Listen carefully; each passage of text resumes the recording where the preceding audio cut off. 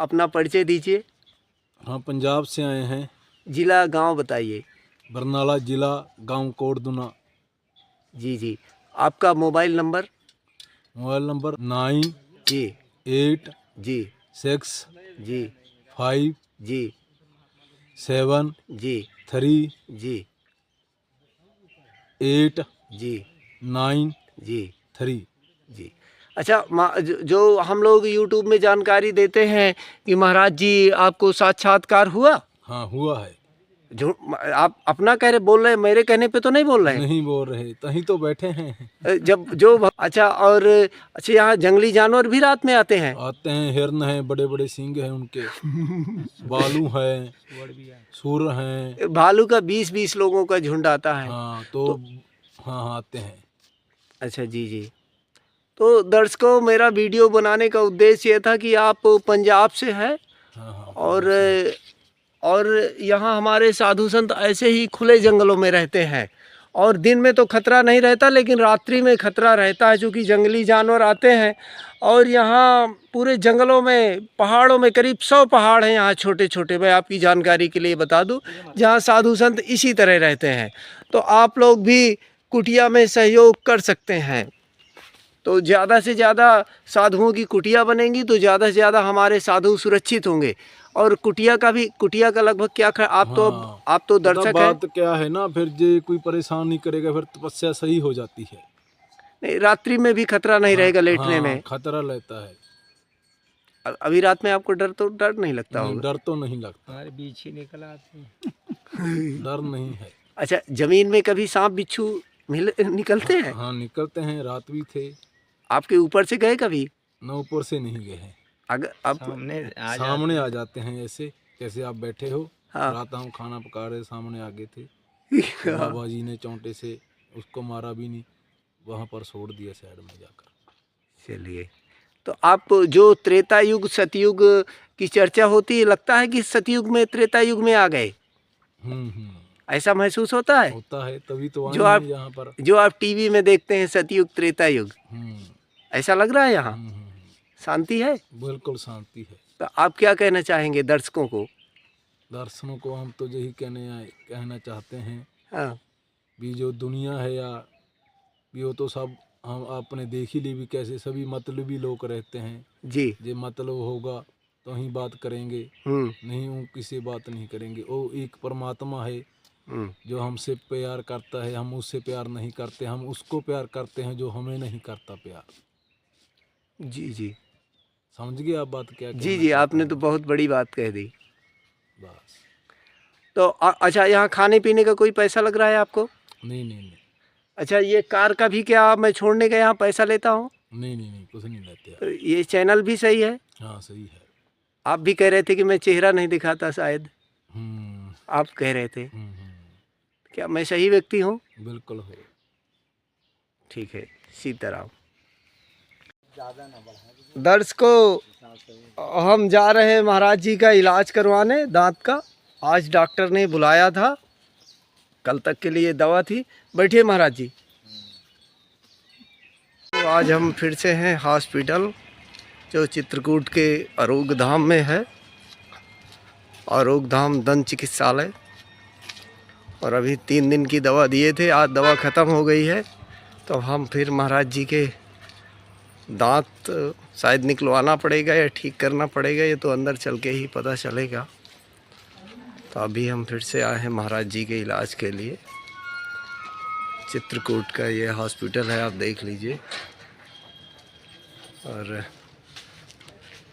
चलिए महाराज जी।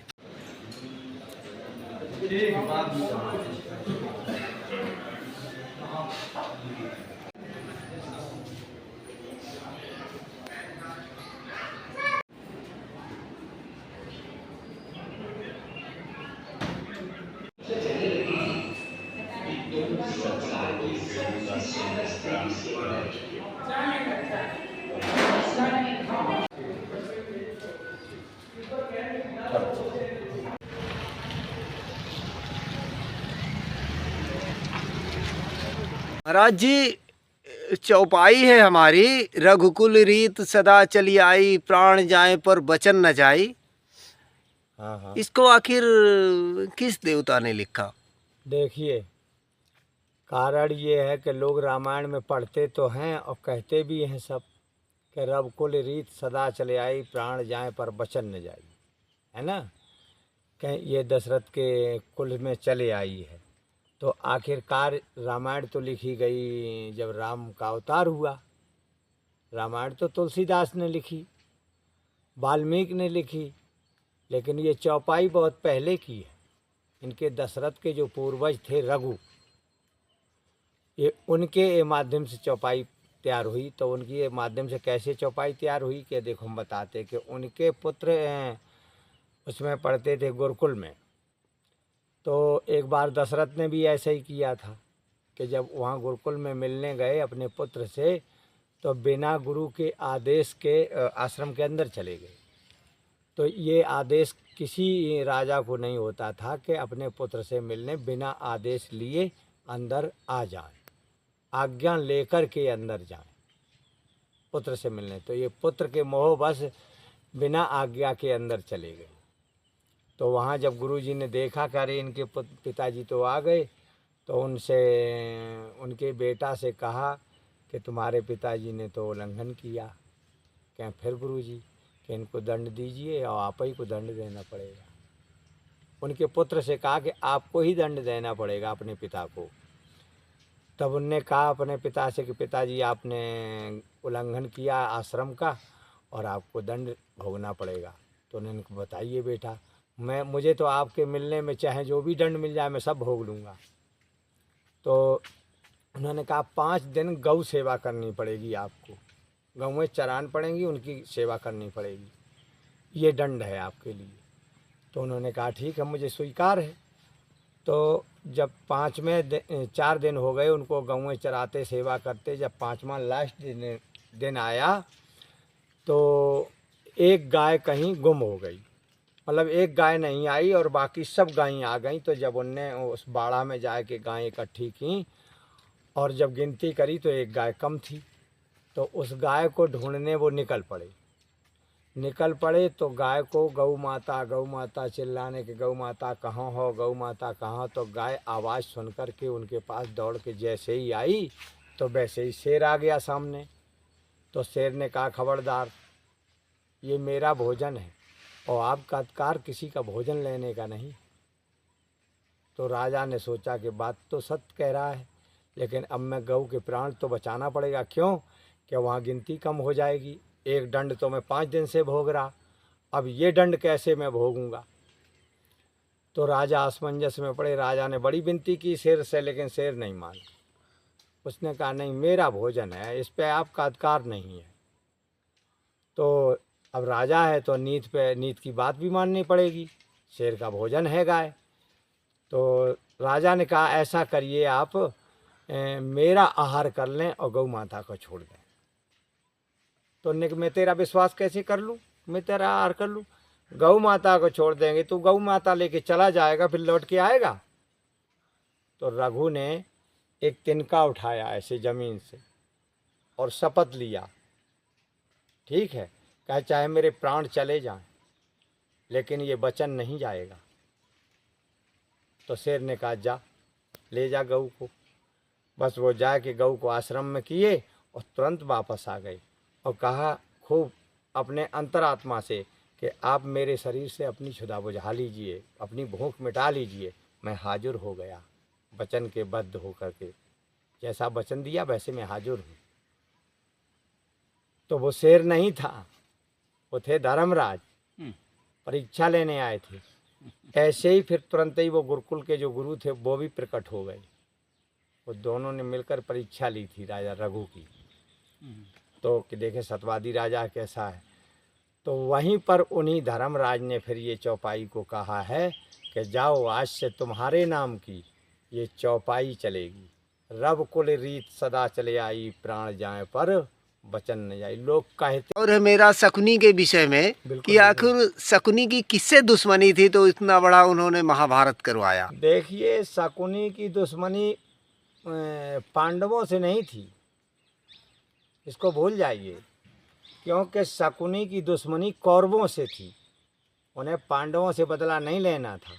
उसे मालूम था कि पांडवों के हाथ ये मर सकते, तो उसने ऐसा षड्यंत्र क्यों किया, हम आपको पूरी बात बताते हैं।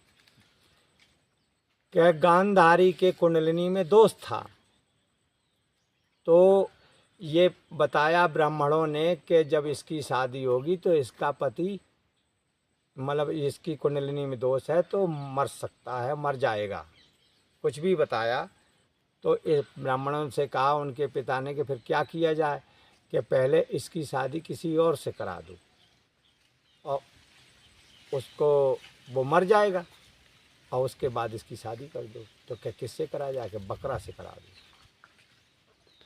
तो गांधारी की शादी पहली बकरा से हुई, उसके बाद धृतराष्ट्र से की गई वो अंध से, तो धृतराष्ट्र ही तो नाम था उनका जी। तो उनके साथ जब शादी की गई, जब ये पता चला बाद में शादी के बाद भीष्म को, तो भीष्म और जो यहाँ पांडव के जो पूर्वज थे पांडव, इनने सबने क्या किया कि गांधार नरेश जो राजा थे, जिनकी पुत्री थी गांधारी, उनको कैद कर लिया, उनके पूरे परिवार को कैद कर लिया कि तुमने मेरे साथ धोखा किया, छल किया, ये ब्याही हुई लड़की तुमने मेरे पुत्र के साथ शादी कर दी और इसका तुम्हें दंड भोगना पड़ेगा। तो उनने अपनी कैद में डाल लिया हस्तिनापुर में।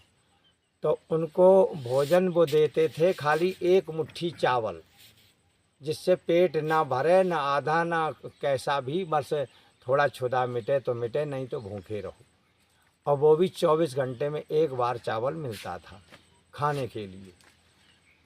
तो और भाई थे जो शकुनी के और पिता थे, उन्होंने सबने परिवार ने मिलकर कहा कि अगर हम लोग मर भी जाएंगे तो किस एक को तो जिंदा कर लो जो इनसे बदला ले सके। तो वो अपने हिस्सा का चावल शकुनी को खिलाते थे सब, कि इसको हैष्ट पुष्ट रखो और इसे पूरा ज्ञान दो। तब उन्होंने जो है कोई हड्डी थी, पता नहीं ददीज की हड्डी थी कि उनके किसकी हड्डी थी, तो उन्होंने कहा कि ये हड्डियों का पासा बनवा लेना और इसको मंत्र से जागृत कर लेना, और यही पासा तेरा बदला पूरा कराएंगे। शकुनी को ये सारा खेल पहले ही उनने समझा दिया था, जेल में ही, कैद में ही उनके पिता ने। तो शकुनी जो उनकी सेफ्टी दिखावा के लिए कर रहा था, और खेल उसका षड्यंत्र दूसरा था कि जब ऐसा भयंकर खेल आवे तब इनका विनाश हो। और उसको पता था कि सब कौरव पांडवों के हाथों मारे जाएंगे, क्योंकि उनके साथ में भगवान कृष्ण है, ये सबको पता था। लेकिन जब अहंकार बढ़ता है तो वो किसी की नहीं मानता है ना। तो इसी कारण शकुनी जो है उन हड्डियों का पासा बनवाया था, और उन हड्डियों के पासा में यही खूबी थी कि शकुनी चाहे जो जिस नाम से पासा फेंके वो शकुनी के पक्ष में गिरता था। यही उन पासों का खेल था। इसीलिए शकुनी ने ऐसा पासा फेंका कि द्रौपदी हार गए, राज हार गए, सब कुछ हार गए, कि जिसे अब युद्ध बढ़ जाए घटने की कोशिश में ना आए। तो जब हार गए, बेइज्जती हुई, इतना सब भयंकर सब कुछ हो गया, तब द्रौपदी ने घोर भयंकर सबको, क्योंकि वो यज्ञसेनी माले देवी है, कोई मामूली तो है नहीं, द्रौपदी आदिशक्ति भवानी के रूप में है। तो उसने सबको तो श्राप दिया कि जिन जिनने ये कार्य देखा है उनमें से कोई भी नहीं बचेगा। और जो कृष्ण ने, भगवान ने इस बात को कर्ण को बताया, भीष्म को बताया, युद्ध भूमि में द्रोणाचार्य को बताया कि द्रौपदी के अश्राप को भूल गए क्या, वो अश्राप किसी को नहीं छोड़ेगा। क्यों कि जिसने जिसने ये देखा है वो कोई नहीं बच सकता। कर्ण को भी बता दिया था। तो ये खेल था शकुनी का, महाभारत का। लोग समझते नहीं।